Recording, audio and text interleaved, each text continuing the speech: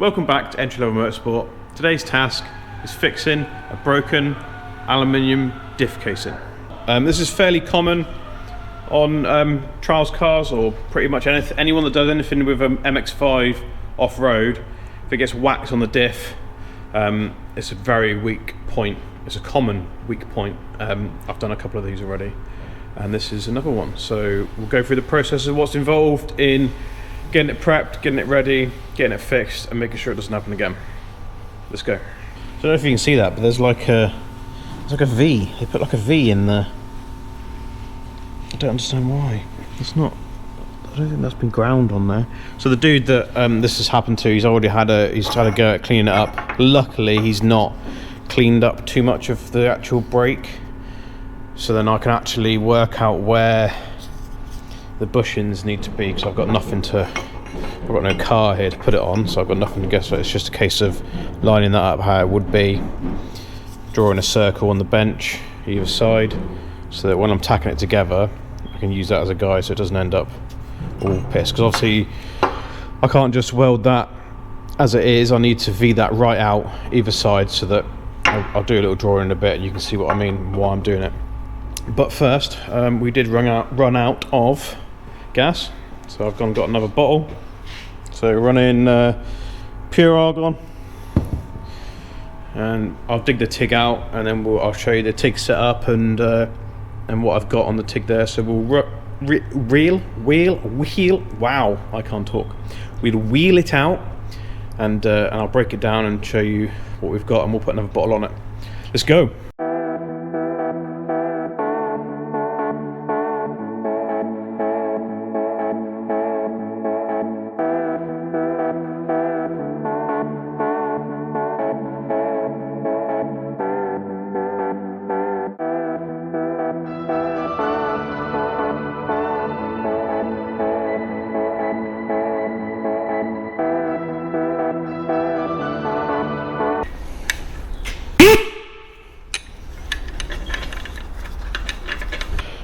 Bottle's on. What I do, obviously purge it before you put the gauge on, and then I turn it off, so I then know what I've got. So I've got just under 200 bar, and then what I do is I look at this side. So once that's off, I make sure I've got like my flow meter on. Okay, so that means that there's gas in here, there's gas in here, there's gas all the way to the machine. So if anything in that system has got a slight leak, because I've got the bottle off now, I just got to look at this dial, and if the needle goes down, I've got a leak. If it stays there after like 30, 40, maybe a minute, then I know I'm good. So that's how I make sure I leak check this end of the system before I carry on. Top tip for you there. So that's always why a dual stage regulator is a better idea than just a single stage. You can actually see what's going on. Even though I'm controlling my flow on the flow meter, I do have another flow meter that I put on this side of the Y piece if I'm doing like a back purge, like a sanitary piping or anything like that. So, but I take it off when I don't use it. So yeah, that's my gas setup there. So first thing I need to do really is make this not so giant, so I can actually get in there and weld it. So we're going to hit it with the old grinder. Let's go.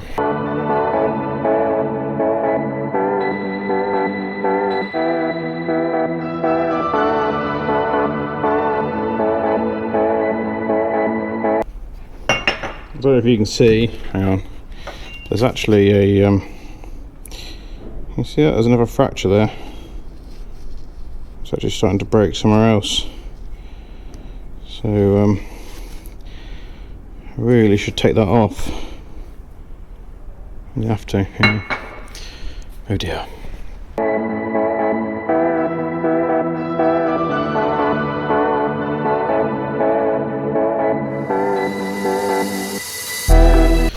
So I'll just quickly explain why I V it out, for people to kind of understand. I have no idea if you can see this, but we'll give it a go. So you got your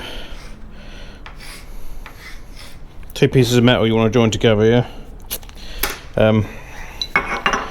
So that's one side, that's the other. Obviously, I imagine it wasn't shaped like that, it was just two pieces of thick metal. You want to join them together. So what you want to do, so imagine, look, it's this profile here is this piece, yeah, from a top view. So if you just butt them together and then start welding, you'll end up with, I'll move over here and show you, two pieces butted together and then a weld bead on the top. You might penetrate down a similar depth to what the bead is on both sides like that, but you've got this bit in the middle here which isn't connected at all. It's just butted together and nothing's happening with it. So your strength is at the top and the bottom. You've not actually welded the piece together, you've just welded the top and the bottom, and there's still a bit in the middle. So the reason we V it out is so that you end up with, that's a terrible, hang on, let's go over to where the table's dirtier and you can see them. So you end up with this kind of looking thing. Okay, so you end up with that, which means then when you put your bead there and there, you actually weld that, the bit where it touches completely together, that's fully fused, fully penetration all the way through, and then you then build up with more beads, however many you need, depending on how thick it is. One side might be thicker than the other. So that is how you guarantee full penetration all the way through. So that's why he has to V it out, and that's why I was happy that he didn't V it out, because then I could actually tell where, I mean, look at the state of it now. I could tell where the actual arms are supposed to be. You won't be able to do that once you feed it all out. This is the only thick bit I've got left here. So I'm just going to hit that with some more and try and get that down as best I can. Safety second.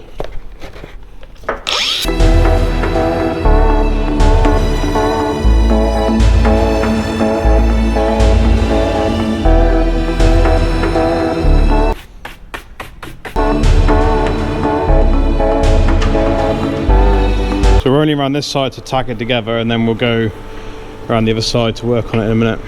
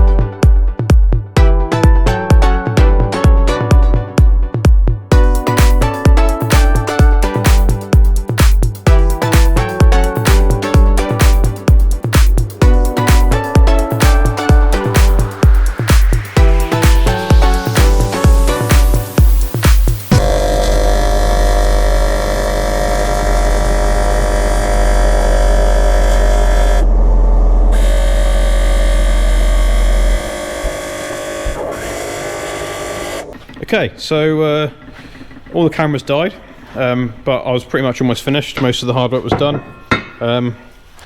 Oh, I hate doing this. I'm going to do a close-up now, which I hate. There we go. I don't know if you can see. Hang on. Let's get a better torch.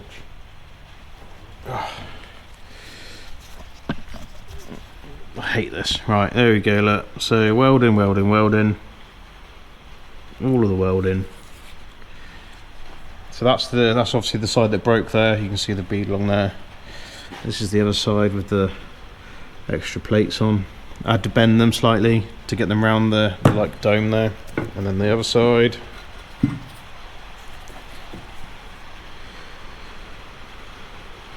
So yeah, there she is. She's in. Should be stronger, I guess, than before. The only problem I suspect with this is you are moving your weak point from, where is it? From here to here. If it was me and I mean I didn't cut these plates, obviously the dude gave me these. If these were my plates, I would have gone all the way to the end there. Because now you've just moved the point of weakness from here to here. So it depends how much abuse it gets, I guess. If it's gonna break again, it's gonna break there or the other side. But yeah, I mean, but then it's alley. You can. The nice thing with stuff like this that are made for like this sort of structural thing, the alley's never. It's never nasty. It's never cheap alley. It's always a decent casting. So it's always fairly decent to weld, minimal cleaning required. As long as you're doing the outside and not the bit that holds the oil. The oil inside, aluminium's porous, so you're gonna, and this is fully impregnated with oil. In fact, when I was welding parts of this, I could see it but burning out from the actual inside of the casing there. So yeah, in there is miserable to weld, out here is fine. It's usually fairly easy. Which is nice, but I mean, I'm not going anything special. That's what are we? We've got a torch on. 200 amp AC/DC Jazzic TIG welder. They make them a lot smaller than that now. That's quite a chunky bad boy. But yeah, I don't know who Del Boy was, but apparently that's his inverter. So yeah, that's it, guys. As I said earlier, if you want more welding related stuff, let me know. I will find stuff to weld. I've got plenty of stuff I can weld, so just let me know. I'll put some welding videos up, just maybe do like welding specific videos. Please comment, let me know if you want that sort of thing, or if you want to know more about where I learned to weld. Yeah, just let me know. But thanks for sticking around, and see you next time.